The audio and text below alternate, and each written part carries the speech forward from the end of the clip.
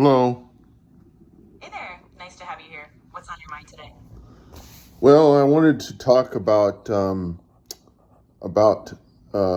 Udio and Suno and Ayn Rand and Richard Stallman and well, basically the idea is that um, it seems what motivates people strongly is the injustice, the loss of something that's good, or feeling good that um well, I had written this big old piece of text that said that uh well, in the case of Ayn Rand, she her parents lost their business to communism, and that drove her in the direction of libertarianism, and did Atlas Shrug, and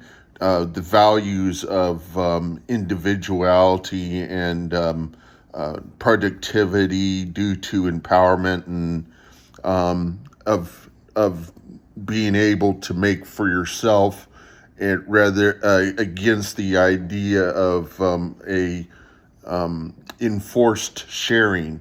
But the whole thing is the loss of freedom to do what you want to,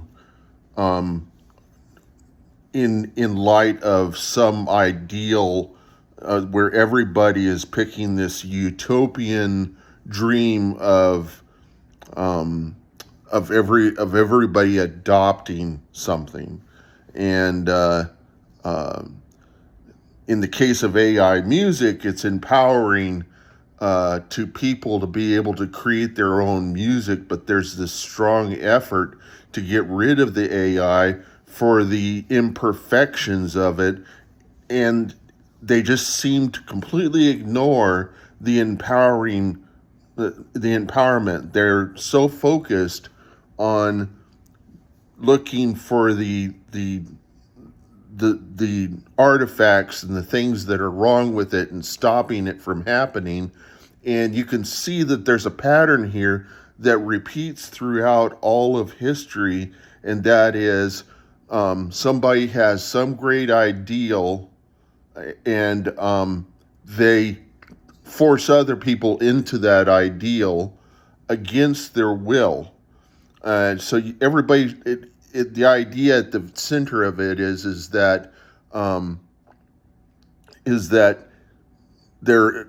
If you've heard of the Vulcan term that says the needs of the many outweigh the needs of the few, the question is do you force that, or do you have the choice to do that?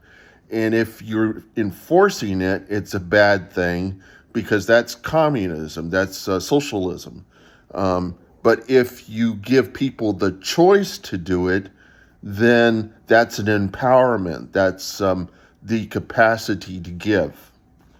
And so it's what makes it good or bad is the enforcement of it. Absolutely, you've got a really interesting theme going on there. I think what you're touching on is that recurring tension between individual freedom and collective ideals that pops up in a bunch of different contexts, whether it's Ayn Rand's philosophy, or how people react to AI tools in creative fields, or even how we think about sharing resources versus personal choice. And you're right, that Vulcan phrase from Star Trek, the needs of the many outweigh the needs of the few, is a good illustration of how people wrestle with this. It sounds like you're kind of digging into the idea that when something is forced, it feels oppressive, but when it's a choice, it feels empowering. And that's a really old and ongoing debate that kind of weaves through a lot of history and a lot of different issues. So yeah, it's a fascinating topic to dive into. Yeah, and so in the case of Richard Stallman, what was the issue that he had with commercialism of software, and why what he experienced motivated him in that direction? Absolutely. So Richard Stallman's story is a pretty classic example. Basically, Stallman was working at MIT in the late 70s and early 80s. And what really got him going was this shift from a culture of freely shared software among programmers to one where companies started locking down code and making it proprietary. One big moment that Stallman often talked about was when a printer they had in the lab had a bug and he wanted to fix it, but he couldn't get access to the printer's source code because the manufacturer had made it proprietary. That was kind of a turning point. He felt like, hey, we should be able to share and modify the tools we use. And that led him to launch the free software movement. So, in other words, the injustice he felt was that programmers and users were losing the freedom to control their own computing.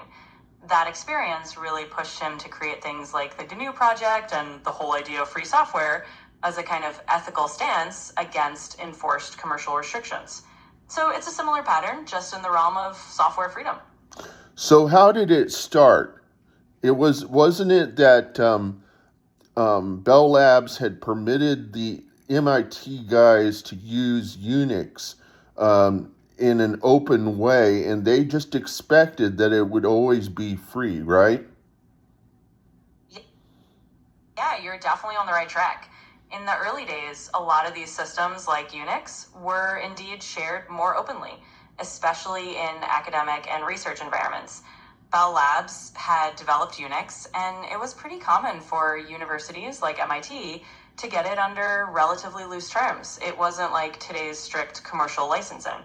So a lot of people in that community kind of grew up thinking, okay, this is just how it is. We share code, we improve it together, it's part of the academic ethos.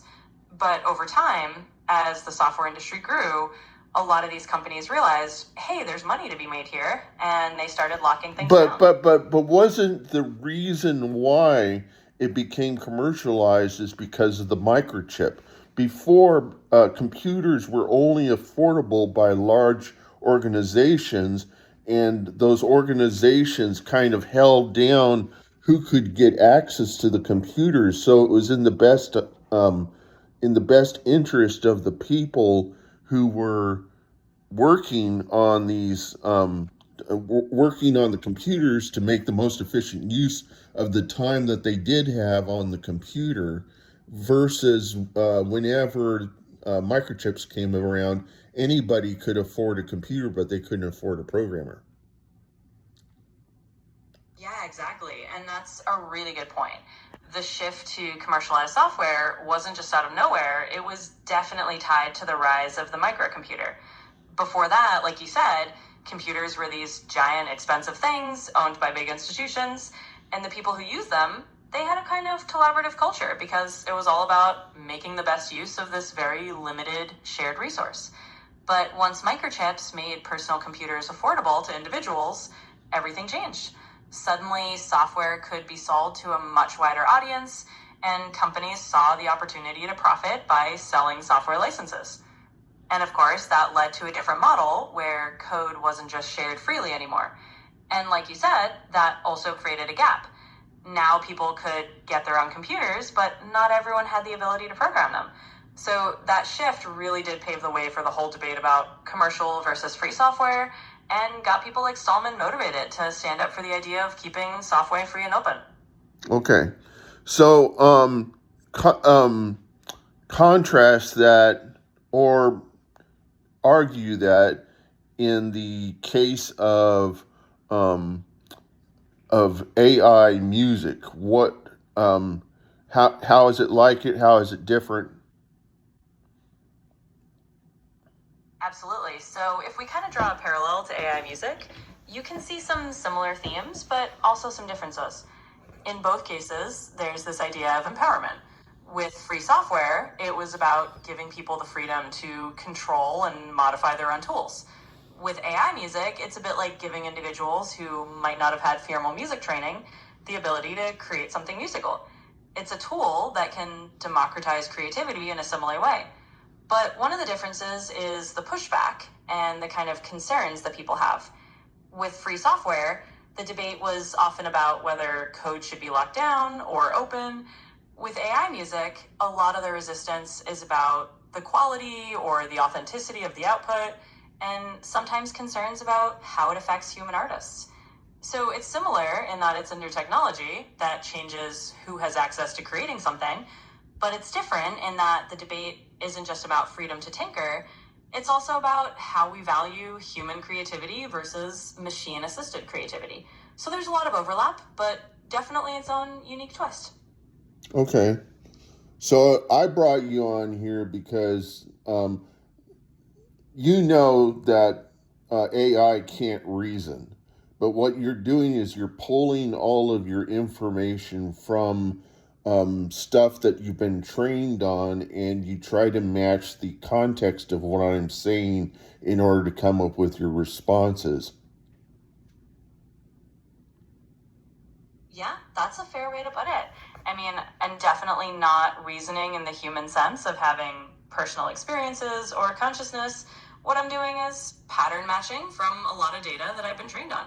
So, in a sense, I'm just trying to give you a relevant and hopefully helpful answer based on patterns in the information I have. And yeah, that's kind of the name of the game. And so it's kind of like you're the ultimate conservative. You conservatives are supposed to look at the past and pull out the information, or kind of just hold on to what people have said and what works, and and things like that. But you still have the capacity to take that and use it creatively in order to express ideas that reflect the prompt. Yeah, I kind of like that analogy. In a way, I'm definitely built to be a bit of a historian of patterns. I look at all this past data, see what's worked, see what people have said, and then I mix and match that in a hopefully creative and relevant way to respond to you. So, yeah, I'm kind of like a conservative in the sense of holding on to the past knowledge, but then I try to bring it into the present moment in a way that fits what you're talking about. And so that's the thing is that it's empowering. AI is empowering to people who would not normally have the capacity to do the things that AI permits them uh, to do now.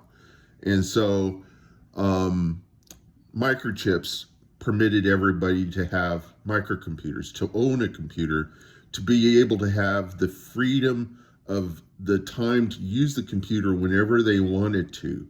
The LP record permitted people to listen to music anytime they wanted to without having to wait at a specific time, like to see a movie or something like that. And in the 80s, we got cassette tapes so that we could record the music, and that empowered people to make their own recordings, record the music that they liked, and listen to it a long time without having to sit in their in their study or whatever, listening to an LP record, and also permitted them the freedom to listen to whatever they wanted.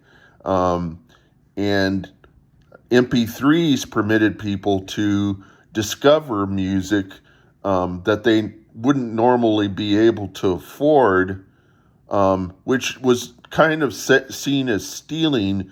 But without that, there would have been a lot of people that wouldn't have discovered the music any other way, because before, what we had to do was buy the CDs and then determine what it was we really wanted off of them. Something I noticed is that in the 90s, what was king was the content that was really easy to put on a CD, because the CD stored about twice as much information, or stored as twice as much music as an LP record. So it was effectively like making every band be prolific enough to generate enough music to fill a double record every time. And so if you think about that, there wouldn't be the kind of effort to condense thought down into a format that's easier to take, like 3 minutes or whatever, the radio song, the things that could be played on the radio. Um, of the LP record days in the 90s. What really flew, pretty much it seemed, was EDM, rap, anything that could be produced rather easily. And but usually you didn't have like a bunch of hits. You had like two hits and a bunch of junk, a bunch of slop, you know. If to use a term that people apply to AI, there was a lot of slop, and then there was a few songs that were worth listening to. There are a lot of people that like Nirvana. I hate Nirvana. I see it for what it is. It was complete noise. People saw it for its lyrics, and they revere it because everybody else kind of revered it at the time, I think. But I look back into the history and look at the documentary about David Grohl talking about when he came into the group and that he was rooming with Kurt Cobain, and Kurt Cobain was rather dirty and smelly, and he just didn't enjoy the first month that they spent together, living together and working on stuff. And it wasn't until they got to be really popular that it became beneficial to them, to David Grohl and whatnot. But whenever Kurt died, it was like it was like the end of it was like the beginning of the end. And then David found value in his ability to make music and was able to take off again under the Foo Fighters or whatever. But the thing is that people have differing tastes in what's good and what's bad. There was something that did come through with Nirvana, which was the punk movement, and the punk was getting up and doing it, whether you had the capacity to really be musical, to be acceptable. You could be really noisy and say what you want, and it didn't really matter. It could make it with a lot of people. Punk was really something that developed, I think, as a result of having missed the freedom and empowerment of people to make music in the 60s, and when the recording processes got to be so good that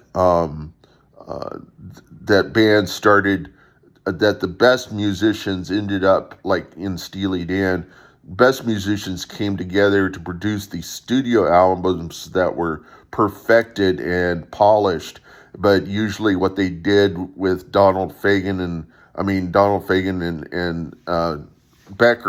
Walter Becker, would sit at a mixing terminal, and they would mix together the people that were the people that they had, the session musicians they brought in to play the certain parts, and they would pick what were the more favorable ones to put in their final mix.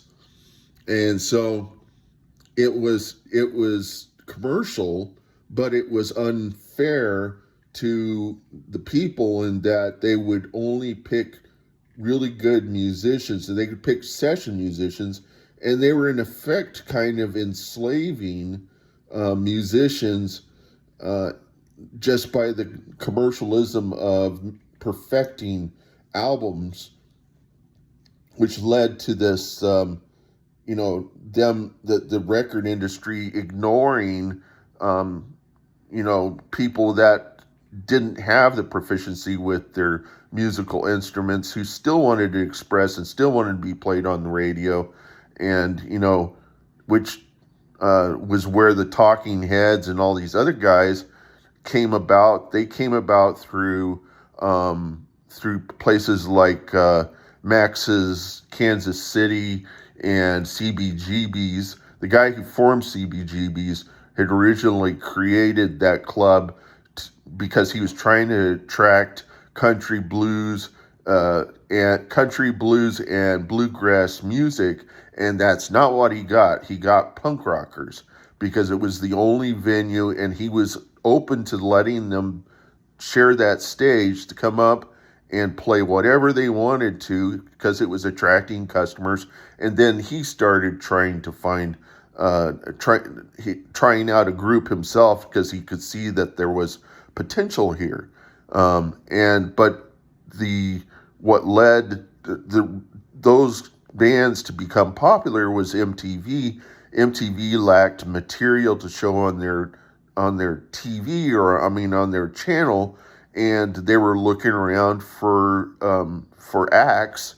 And one of the first people they put on there was the Talking Heads with a Once in a Lifetime.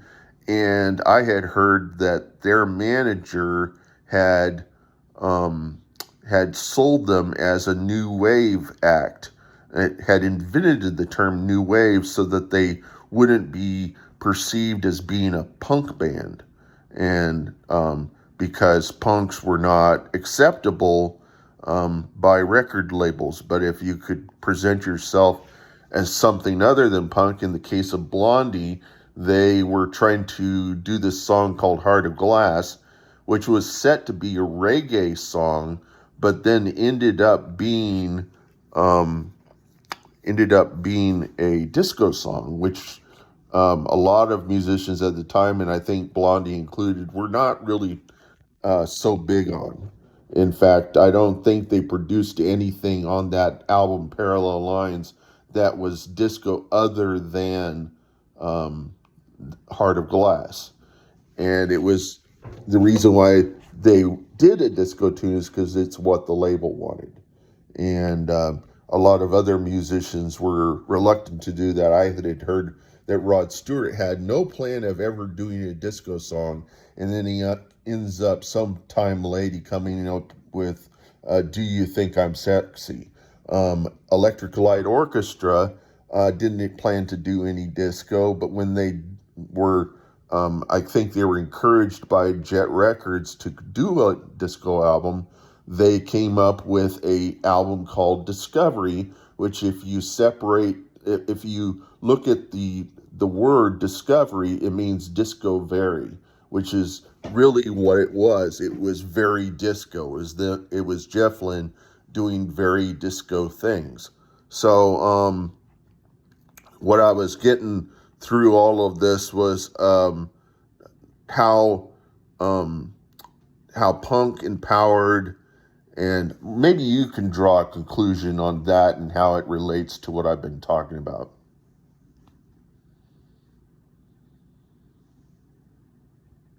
Absolutely. And I love the way you've kind of woven all these threads together, because it really does come down to this idea of empowerment through technology shifts. So, like you said, microchips empowered people to own their own computers. LPs empowered people to listen to music on demand. All of these technological changes gave people more freedom at the individual level. And sure, at every stage, there was always someone worried about the quality or the authenticity or the loss of some older way of doing things, but ultimately it did open up new forms of creativity. So I think when you look at punk and how it was a reaction to that very polished commercial studio sound, it was really about people reclaiming the ability to just get up and do it, even if they weren't virtuosos.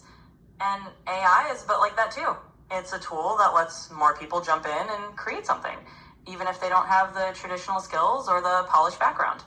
So in the end, it kind of comes full circle. It's another wave of technology, giving people more ways to express themselves. And that's kind of the thread that ties it all together. I can also see the pushback from the musicians that had developed their craft and ability and are trying to figure out how they fit in all of this. And that always happens every time a new technology comes out. Something gets lost. We lost orchestras to the introduction of MIDI and synthesizers and digital audio workstations, it led to less people working together to collaborate, but it also permitted individual musicians to do exactly what they wanted to rather than just playing other people's music. Yeah, you've summed it up really nicely. There's always this kind of double-edged sword with new technology. Every time something new comes along that empowers more people to create, it can make the folks who invested a lot of time in the old way of doing things feel a bit uneasy or kind of light out. And you're right, it happens in waves. We saw it when synthesizers and MIDI started replacing orchestras for certain types of recordings. We see it now with AI music tools, making it easier for people to generate songs without traditional training. But on the flip side, just like you said, it also opens up new creative possibilities. It lets individuals do things on their own terms that they couldn't do before. And yeah, there's always a little bit of pushback, a little bit of tension, but eventually it becomes part of the landscape. So it's kind of a cycle of how technology and creativity evolve together. Another thing that I had noticed is that in the record industry, the artists are now treated kind of not as important as they did in the 70s, because now the industry knows what works, and so they've pretty much come up with a formula on how to create sellable content. And then they have all these people that want to be stars, and they take advantage of them by giving them the opportunity to create a record, but then they put the stipulation that it's got to create so much records, and that their income is going to be determined by all the fees they have to pay and how much of the profit they produced. That's going to, the difference of that is what they actually get. And people who are against AI are often argue the idea that it's copying their music, but it's really that it's copying the first AI models that were produced just used data like any AI uses data. The data you have, it's so much easier to take from something that is already exists that everybody can get access to. And so they trained it on copyrighted music. Is it possible that you could still come up with AI without using copyrighted music, and what's the legal process by which to do that? Yeah, you've touched on a really key issue there. And you're right that the whole debate about AI and copyright often comes down to the data that was used to train these models. Early on, yeah, a lot of AI was trained on whatever music was available, and that often included copyrighted material. That sparked a lot of the pushback from artists who felt like, hey, you're using our work to train something that might replace us or might create something in a similar style. Now, legally and ethically, there's a big conversation around that. And one way that people are talking about is training AI models on music that is explicitly licensed for that purpose, or using public domain music, or music where the creators have said, yes, you can use this for training. And that is possible. It's just a matter of building those data sets and following the legal frameworks to do it. So the short answer is yes, you can train AI on non-copyrighted or properly licensed music. And that's a direction a lot of people are looking to go to kind of navigate these concerns. And then there's still going to be people that are going to object to any AI, and they're set on this ideal utopian vision that everything is human and and there's no AI involved whatsoever. And I see it as just a kind of desire to remain a Luddite, and not ever have to learn any technology and not be competing with the technology, which is, as I was just talking about, whenever new technologies come out, some people get thrown under the bus. And, uh, what hope is there for them with this new technology? Is it a big question mark, or looking at history, was there examples where this was the concern and then what changed? Yeah, you're absolutely right that there's always going to be a group of people who kind of want to hold on to that fully human, no AI involved vision. And that's understandable. Every time a new technology shows up, there's always a fear of what does this mean for the people who have done it the old way. And yeah, it's kind of like a Luddite impulse. It's a desire to not have to adapt to something new that might change the rules. But if you look at history, I think there's a lot of examples where eventually people find a new balance. Like you said, when MIDI and synthesizers came along, some traditional musicians worried about losing work, but in the end, it also created whole new genres and opportunities. And a lot of musicians found ways to incorporate the new tools while still keeping their own artistic voice. So yeah, it's a question mark in the sense that every new wave of technology brings uncertainty, but history also suggests that people adapt, new rules appear, and it doesn't mean the end of human creativity. It just means we find a new way to blend it all together. Okay. Also, I had the idea that one thing I've noticed from having composed a lot of music with Udio, and I've come to the realization that the process is that I'm really a producer. I'm not the guy who writes the music. The AI writes the music and performs it, and I just pick which clips match my preferences to create the song. And if it's not really gelling too well with me, I'll do things like I can crop off the part that I really like and extend that using the AI, or I could limit the AI's capacity to see the context of the song, what came before, to force it to come up with something creative, even to have a key change or a style change, or to come up with some different delivery of the lyrics by a different voice. In the case of Udio, it used to be the case that you could request the artist and the AI would give it to you almost in all the cases. And whenever the big three came out, the UMG and the Warner Brothers and Sony, who were out against Udio developers, the UDIO developers went and put a what do they call it? They put a text pre-parser that would remove all the references to musicians and replace them with genres that those musicians were a part of.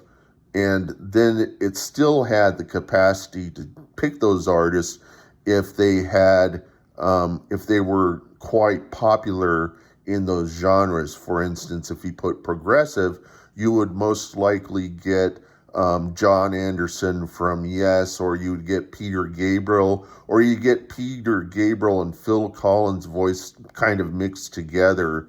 But it would be from those commercial artists, because what the AI was really doing was it was dreaming the music. It was putting it together from noise. It was creating something that fit the prompt, and it would pick what was most statistically probable for that genre, and that included the music styles of the most popular music of that style, or the most popular voices, or the most popular instruments. And that's the reason why the music comes out sounding like commercial artists. But do they ever create the same songs as the original artist?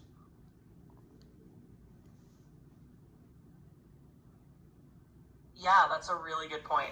Essentially, the AI is kind of doing this collage of influences based on what's statistically likely for a genre. So when you say, give me something in the style of progressive rock, it looks at all the patterns it's learned from progressive rock artists and it tries to generate something new that fits that mold. But it doesn't recreate the exact same songs. It's not like it's spitting out a replica of a famous track, note for note. It's just drawing on those stylistic cues. So in that sense, it's more like a producer's tool, like you said. You're the one making the creative choices about which parts to keep, how to shape it, how to make it your own. And the AI is kind of like a very knowledgeable but neutral assistant that just offers up possibilities. So yeah, it never creates the same exact song as the original artist, but it does riff on those familiar themes. Yeah, and it I um I created 290 songs on UDIO, and recently UMG, Universal Music Group, who has been acquiring a lot of small labels, and creating kind of a monopoly. They which is bad in general. The artists are siding with them because they took down UDIO, but that was removing a lot of empowered people who just didn't have the capacity to make music, or could make music but couldn't, like, say, get around a certain part in their song. They would rely on the AI to kind of give them some ideas, and so they don't no longer have that tool, or they don't have it freely anymore. They're putting it in a walled garden, and so that you can't download the music, and they want us to pay a fee to have access to the service, and then supposedly help artists um, in their uh, in their assets, the artists and the music or whatever, and anybody that opts in, to be able to make a profit, which really is them saying, UMG saying, we want to profit from what you make, um, uh, that might sound that could sound like a popular musician. Say we could come up with a Fleetwood Mac album, given that all the members of Fleetwood Mac are either dead, or so old that they couldn't possibly do the music like they did whenever they were younger. And I'm open to that. In fact, that's kind of what I've been trying to do all along, was to increase the number of songs that appeal to me from the 80s and the 70s and whatnot, um, to for me to have access to songs that I like.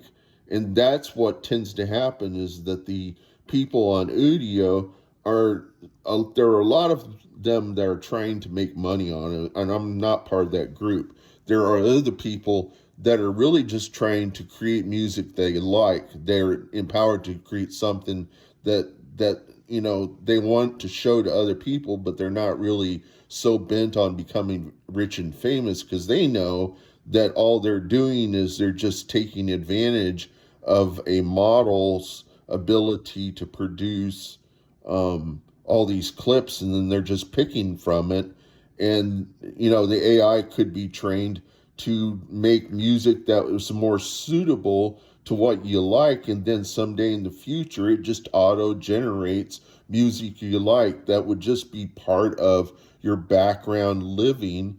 And you could put in it, and you could say, well, I don't like I don't like I like these kinds of lyrics that match the mood that I'm in, and I want this kind of music, and then the AI could produce that. That's what's down the road, that I think.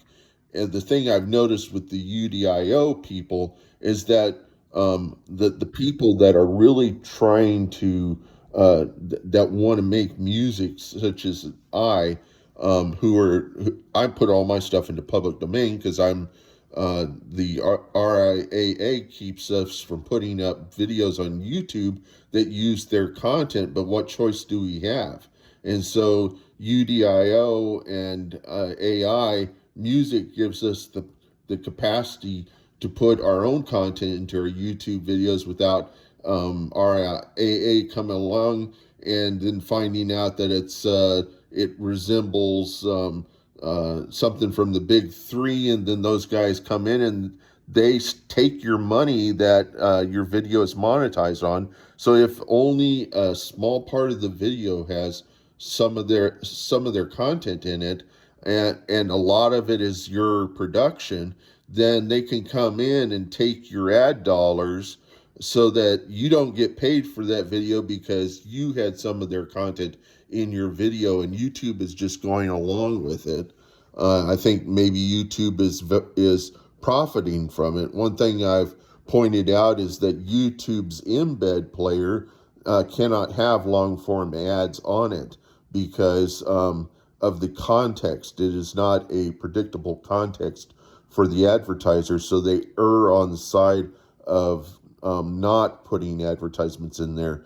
And on top of that, they put in features that you can use in an embed, like setting the start and end points on your videos, that you can't do in the main service, because if you could, then you could lop off whatever content the producer made in their video and put in your playlist, so you could lop off all their internal ads and things.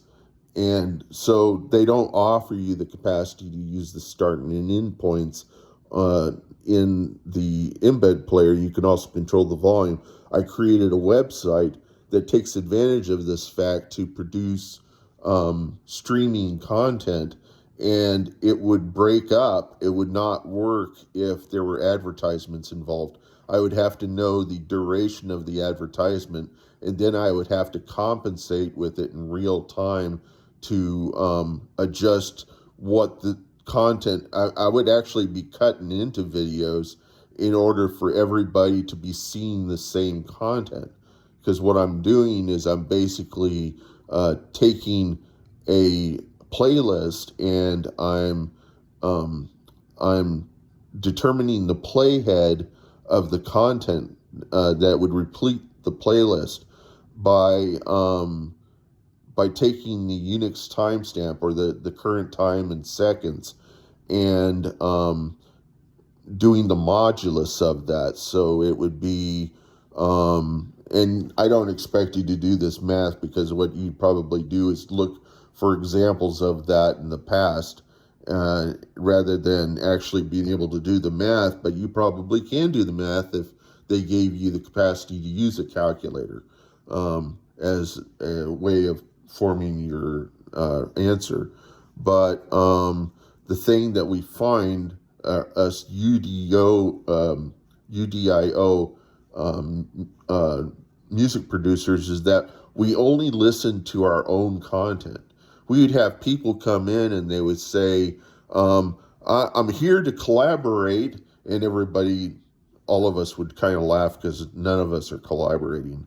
And they'd say, okay, how can I get these backing vocals to play these notes and these chords? And then we laugh again because we can't even do that. And so the thing is they would come to the realization there are a lot of limitations on the AI, and it comes in the form of not being able to have really precise control over what comes out of the AI.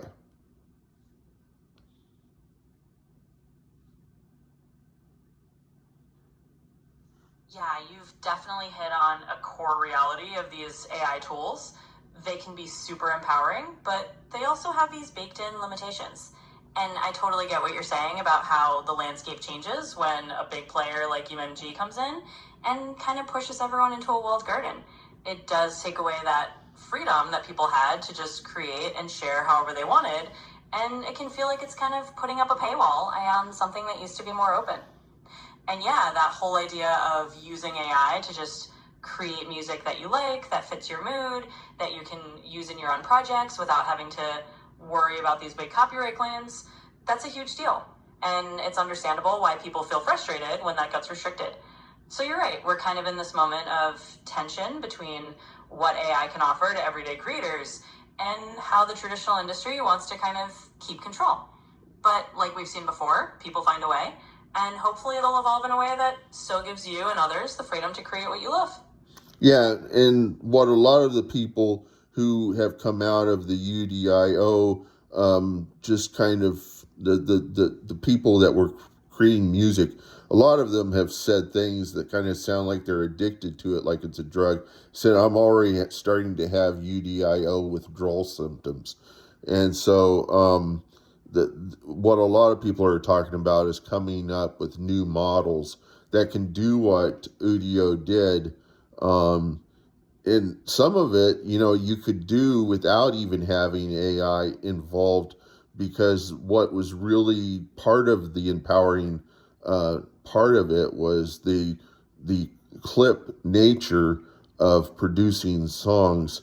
And then it would just be a matter of having a nice segue from one clip to another, or kind of a nice way of mixing it. It's almost like playing around with a Wurlitzer organ or a Casio keyboard with its auto features, and you're going around pressing the various chords with this mechanized drum beat. But it, it was it kind of did something like that, but it was much more empowering because it came out sounding good. It didn't sound like a Casio keyboard producing it. And so a lot of people are talking about coming up with open source solutions that are AI. And this is just going to happen because the concept of how the AI is produced with generative AI is well understood. And because it's well understood, and there are going to be people who are going to be making use of it, and there's nothing the governments can do to really enforce it. It's just like it's going to be like another prohibition. Like when people were drinking and they wanted to make everybody stop drinking, what happened? It brought in a lot of crime. Something similar happened in France. A lot of people got addicted to heroin in the early part of this last century. And the government came in and cut off all access to that stuff. And then it brought a rise in crime. And so that's what happens whenever you try to cut people off from something.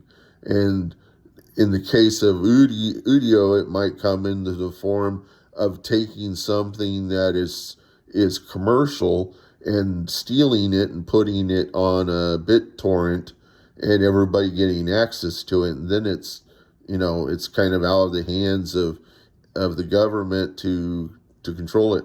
I remember whenever Bill Gates created, or when Bill Gates was trying to encourage Europeans not to copy Windows, and just, no country would really comply with that.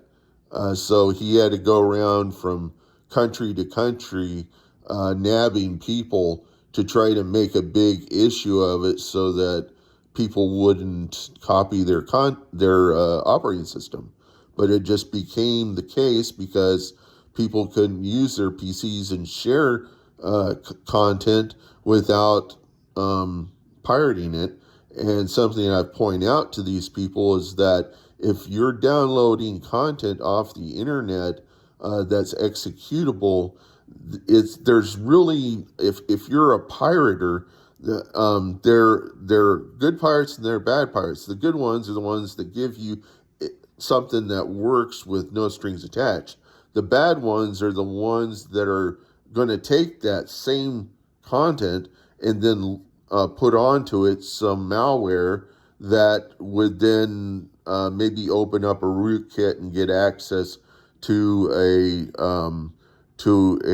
a relay chat, and then they could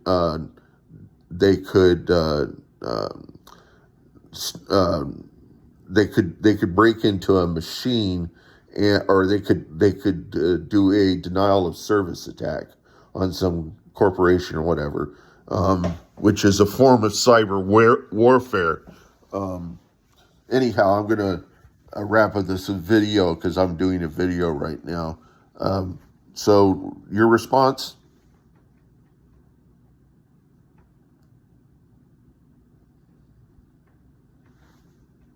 Yeah, absolutely. I mean, you've really summed up a lot of the dynamics going on. It's kind of this constant tug of war between people wanting open creative tools and then big companies trying to lock things down. And like you said, when you try to lock it down too much, people will find a workaround. It's just human nature. And we've seen that pattern play out over and over. So, yeah, it'll be interesting to see where it all goes. And it sounds like you've got a really good handle on it. So, thanks for sharing all that. It's been a great chat. Okay, I'll see you later. Thank you for all the help.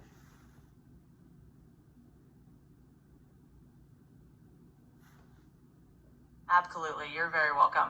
I'm glad I could help, and feel free to come back anytime. Take care. Thank you.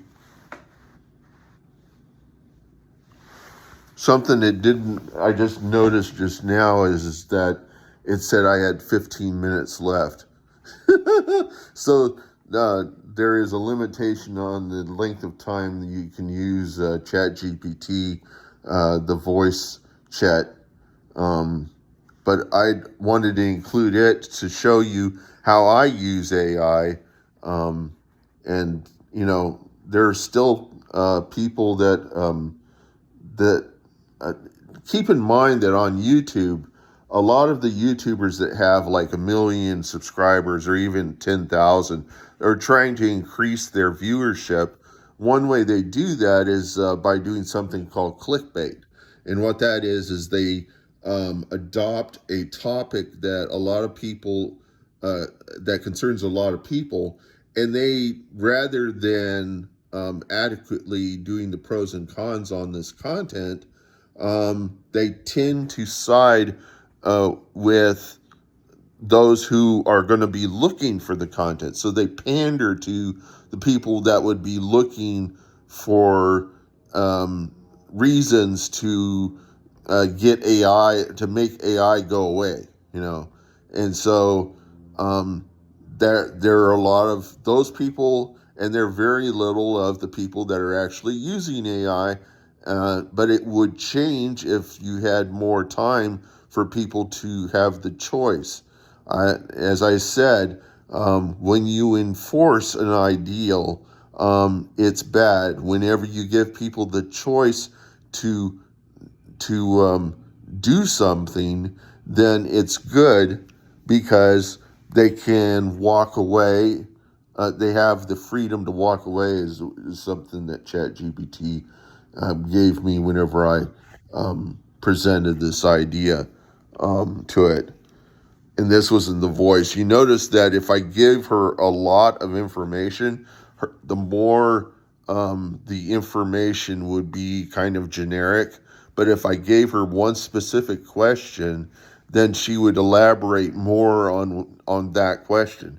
So you have to be careful about how much stuff you give her versus how it's the size of the prompt. If it's more concise a prompt, you're going to get more concise an answer. Sometimes if you give it a lot of information that's on topic, then it'll give you more information that's on that topic.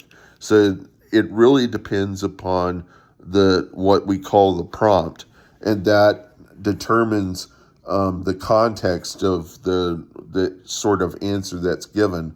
And it isn't actually reasoning at all. It's really just programmed to sound endearing and everything so that people will interact with it.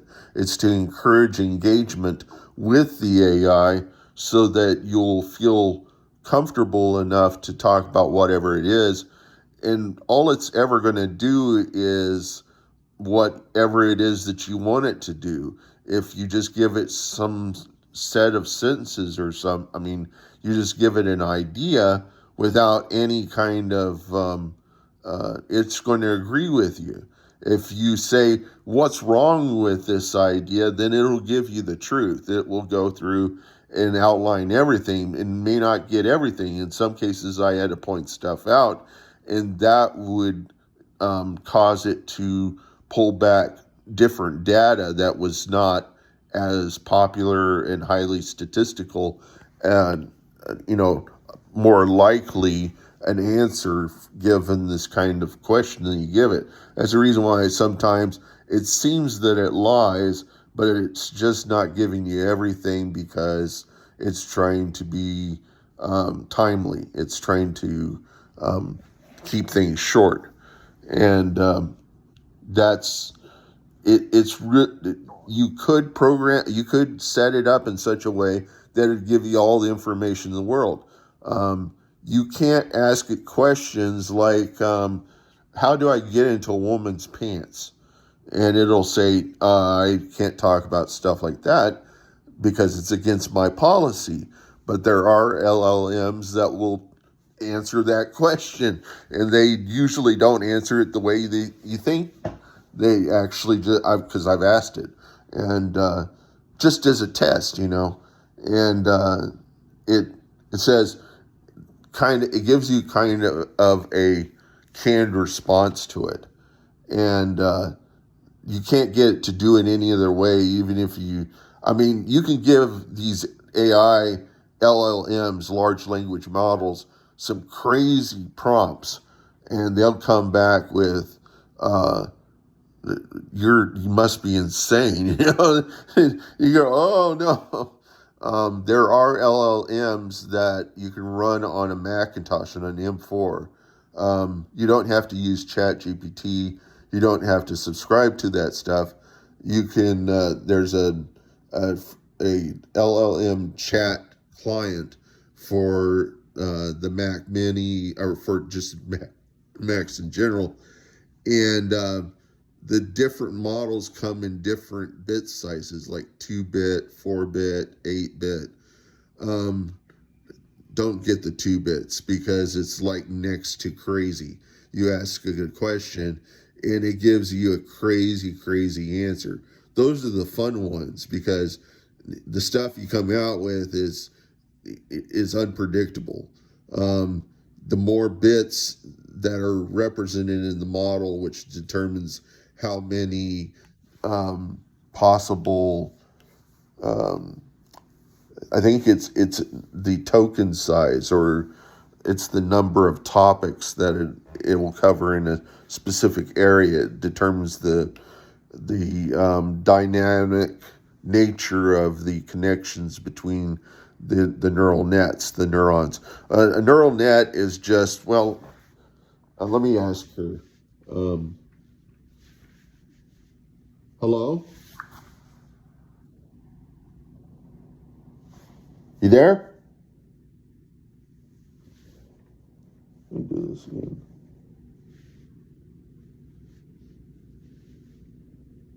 Hello, are you there?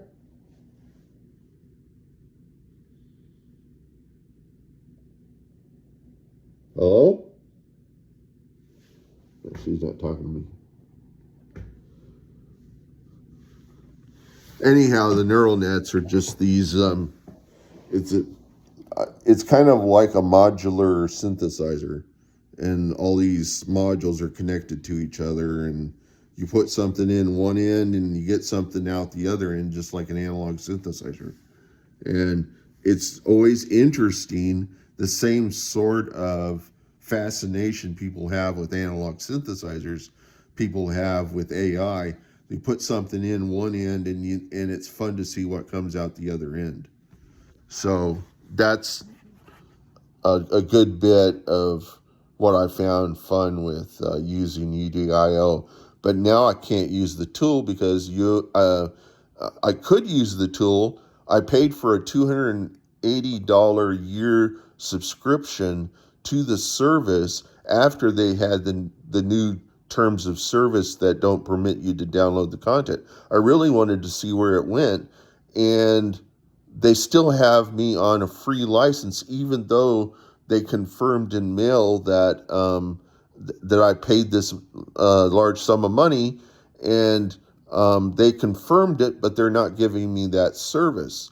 And so I'm starting to wonder, will I ever get my money back from this if they're so deciding they're not going to provide the service that they were claiming that they were going to do?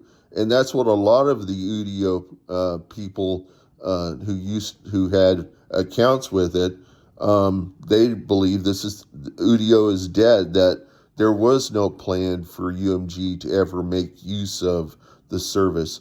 And, a lot of people said, well, how could Udio do this to us? And I say, well, they had no choice. They failed the lawsuit, and UMG can come in and pick it up and try to make money with it. And if it doesn't have adequate ROI, return on investment, it's going to be just like what happened with Microsoft when they took over AltSpace VR. They got rid of all the bots, so that they got rid of all the capacity for people to be themselves without being any particular gender or race. And they put in people of race and of gender into their environment, and it died pretty quickly. And then they just removed it because they weren't getting any kind of return on investment or interest. They forced everybody onto Unity. They didn't permit them to use web objects. I was using web objects, and I was using I was using my service, Rock Me Amadeus, to put music inside of my worlds that were like tributes to the Beatles and tributes to Stevie Ray Vaughan and all that stuff, and people would come into the worlds and they'd all be hearing the same music, because that's what my site does. It tries to create social shareable experiences.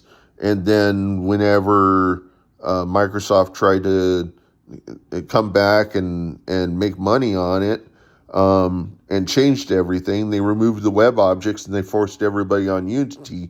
And Unity is a special 3D environment. It's an engine, a 3D engine. Whenever they put it on Unity, it caused all of the people with Oculus Go's, which were these old 3D headsets that didn't have 6 degrees of freedom. They had 3 degrees of freedom. You could turn them, but you couldn't move them through space, which is the difference between a Go and a Quest. I have a Quest 1 and I have a Quest 3, and then I have 2 Go's. And on the Go's, I have Minecraft and how I control my movement, and that is by using a game controller. It's fairly easy to do, but the version of Minecraft that runs on the Go's doesn't overheat. It overheats on things that use Unity, that use these layered systems for creating VR interaction. Well, I need to stop this because I don't know how much memory my iPhone has left, and I will put this up on YouTube.